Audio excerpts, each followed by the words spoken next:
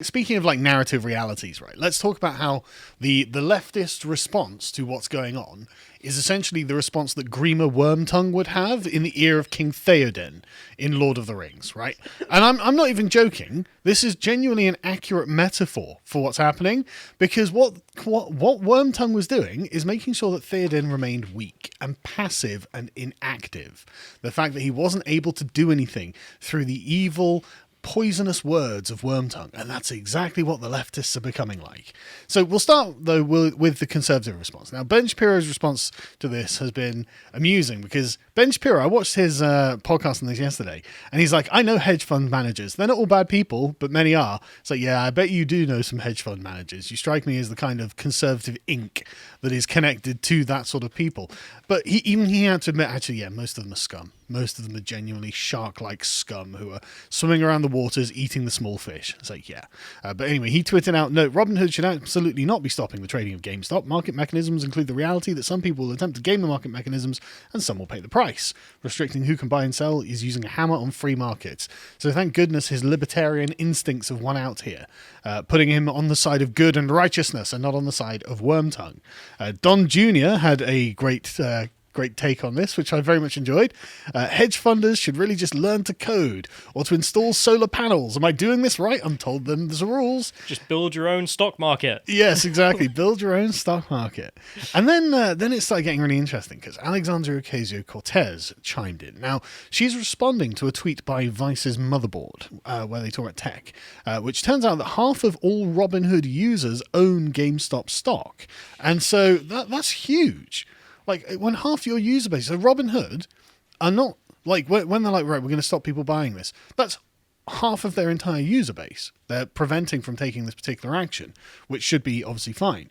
And so it's really weird. Obviously, that seems to be a class attack. And so her communist instincts jump in as she recognizes the class distinction here and tweets that this is unacceptable. We now need to know more about Robinhood app's decision to block retailers from purchasing stock, while hedge funds are freely able to trade the stock as they see fit. As a member of the Financial Services Committee, I'd support a hearing if necessary, and she has the power to do something, so she should do it. And the thing is, AOC, we actually have the answer. They're doing it to protect themselves and their hedge fund investors. I mean, the guy just came out and said it. Again, like all of these things, normally you have to go through like a period of discovery and revealing and investigating, but they just came out and said it. It's like, hey, idiots. Like the guy from China, we own Joe Biden. Yeah, like Akilah Hughes, I'm trying to ruin him. It's like, what are you doing? Jesus Christ.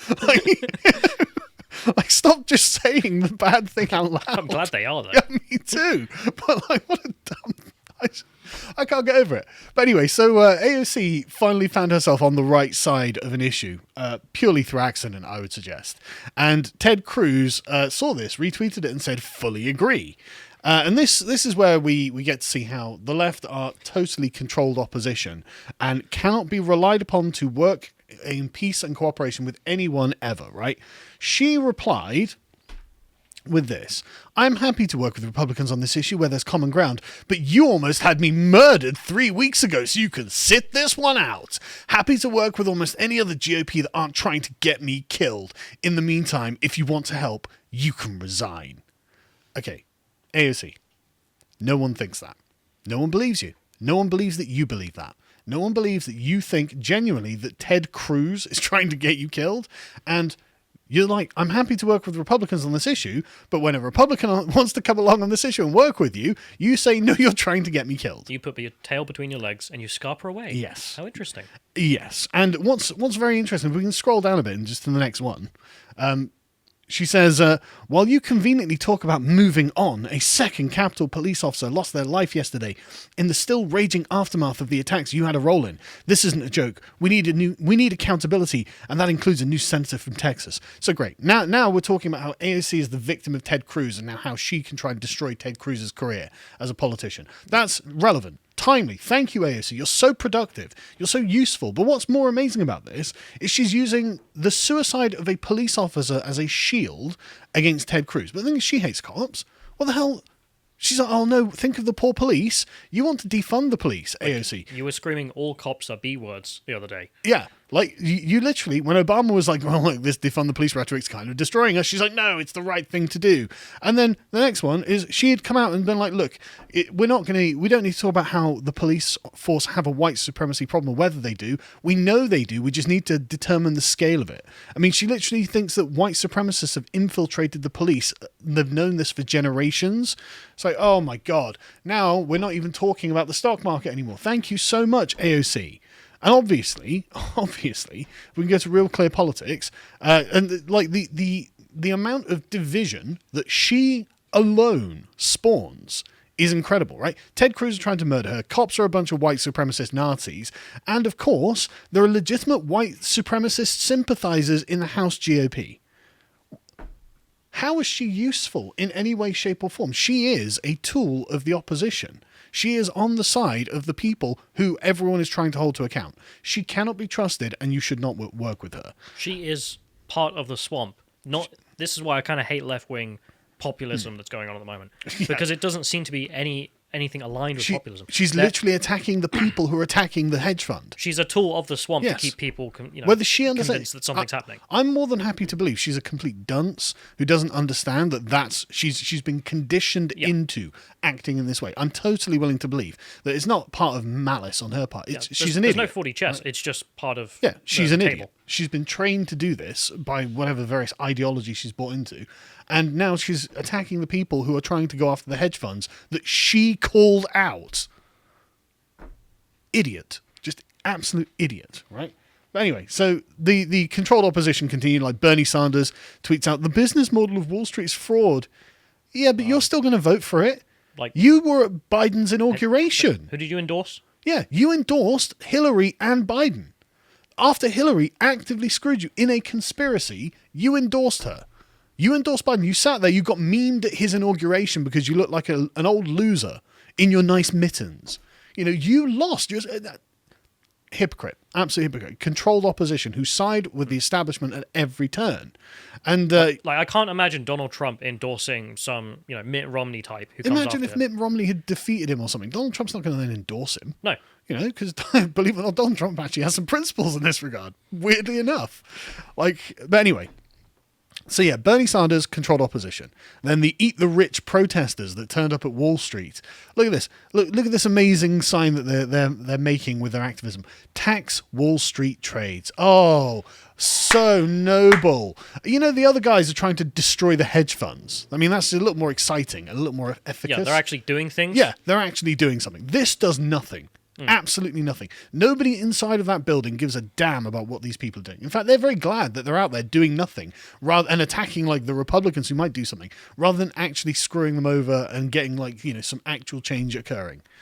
Costing them $70 billion. AOC has never cost Wall Street $70 billion. These idiots have never cost Wall Street $70 billion, but a bunch of Reddit autists absolutely have. So that's where the power lies in this conversation. And the left are, again, just like Grima Wormtongue. Like, this is where the power lies, and they're like, oh yeah, but we need to start siphoning away. No, we need to make you weaker. Let's get away from that. Draw it all away. No, don't waste your time with these goddamn leftists. See, right? I think people really learned lessons from Occupy Wall Street, and the lessons learned were that you can make such people disappear with words. Like, you don't actually have to change anything. You just have to put on a nice show, which is why you get the rainbow companies and the BLM companies, which they. And then they're all on the side of the international establishment they claimed to hate 5 minutes ago. Yeah, and this is the best example of this, where they're all down there doing absolutely nothing.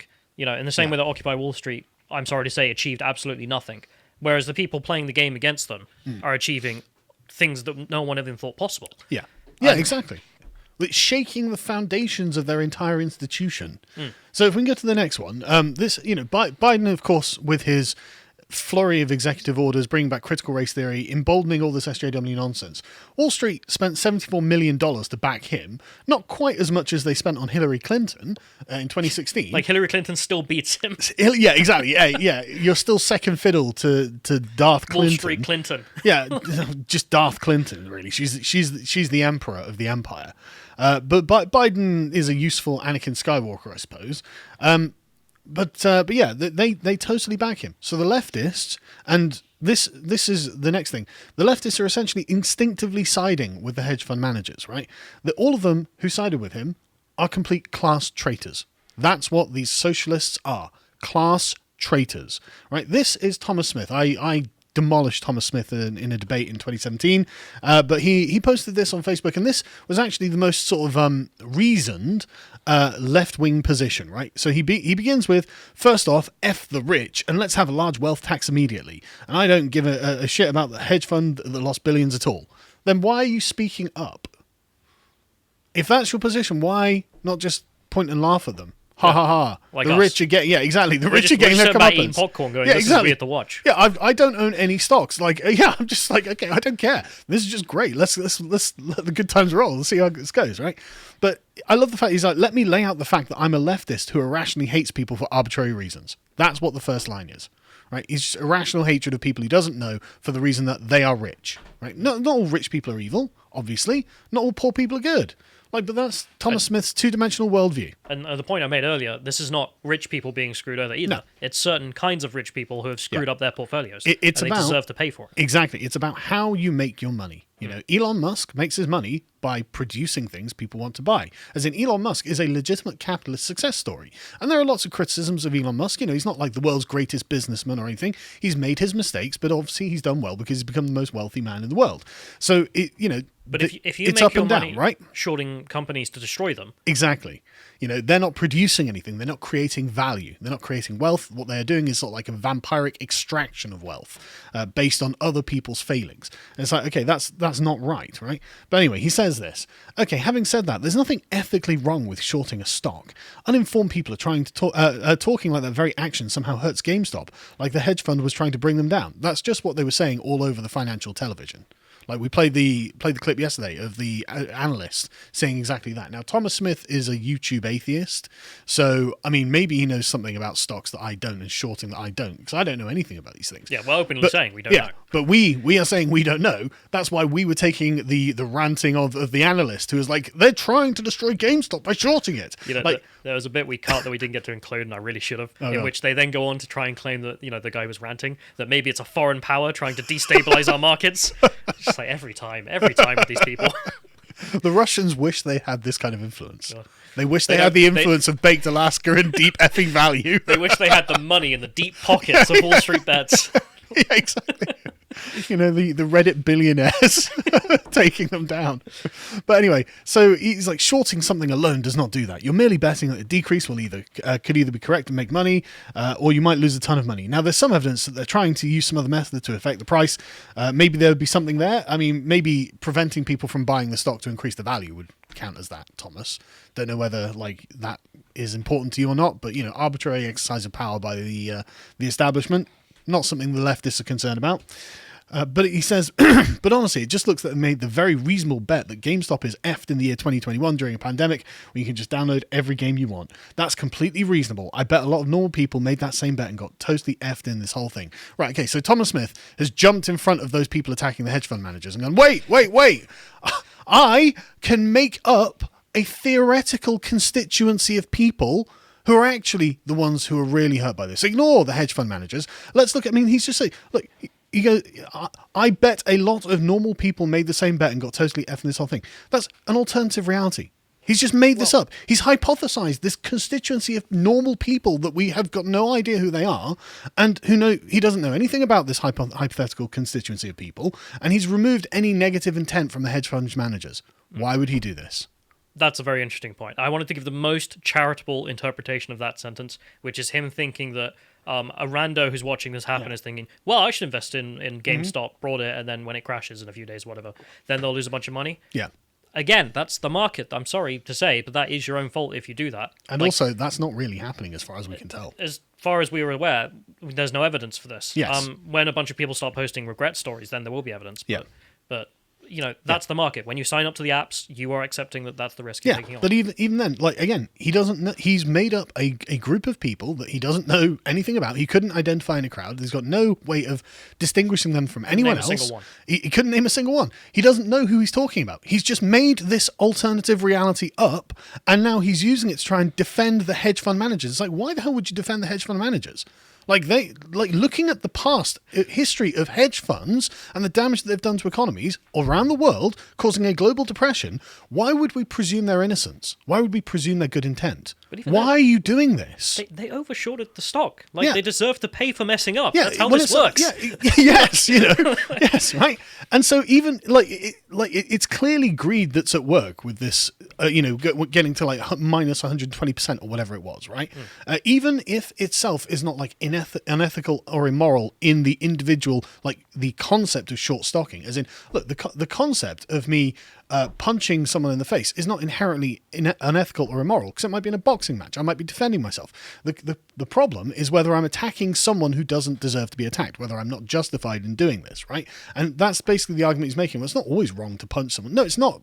Okay, but when you're punching a child for no reason, Thomas, like these hedge fund managers are, that's wrong. Why are you trying to remove the moral value of it? But anyway, right? When they mess up, it's their fault. Exactly, right? And then he gets the sort of like, well, a bunch of people are rallying to artificially inflate the stock price. It becomes a Ponzi scheme in which a bunch of people who are going to make a bunch of money and then leave, and those who are getting late are left holding the bag. And it's like, yes, they know.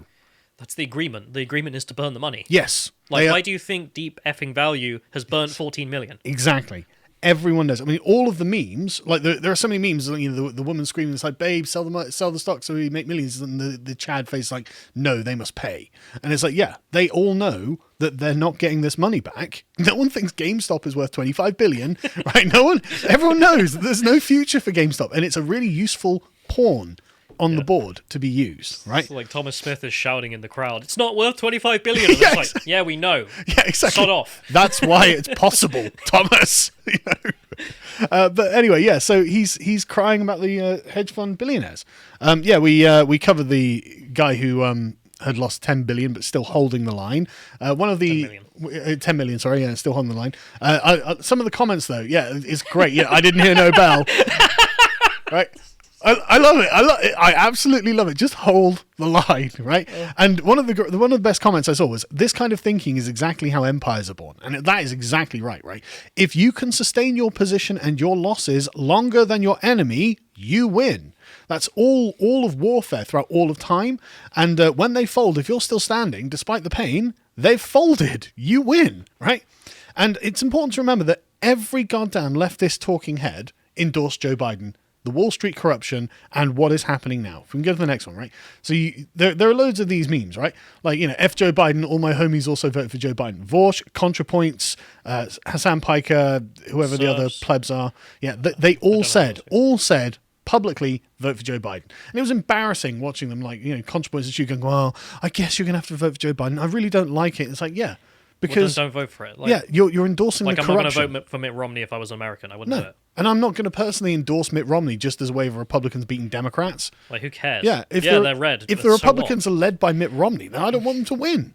It's the people who are led by the anti-establishment types I want to win. I've heard from people talking about the Tea Party, that kind of was the point of the Tea Party. Yeah. That if you get a Mitt Romney, just stay home. Yeah. You don't have to go and vote. And then you reform the party and you get Trump. Yeah. So. And then But Trump you guys didn't have the balls to do that. No.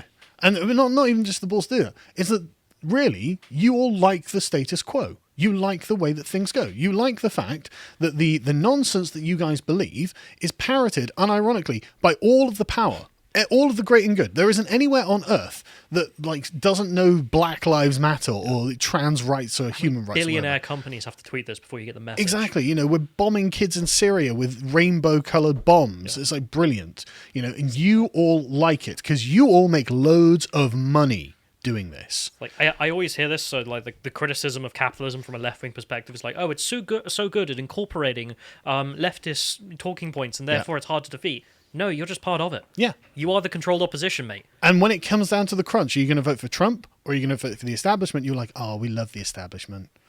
Sorry, lads, but that's what you did.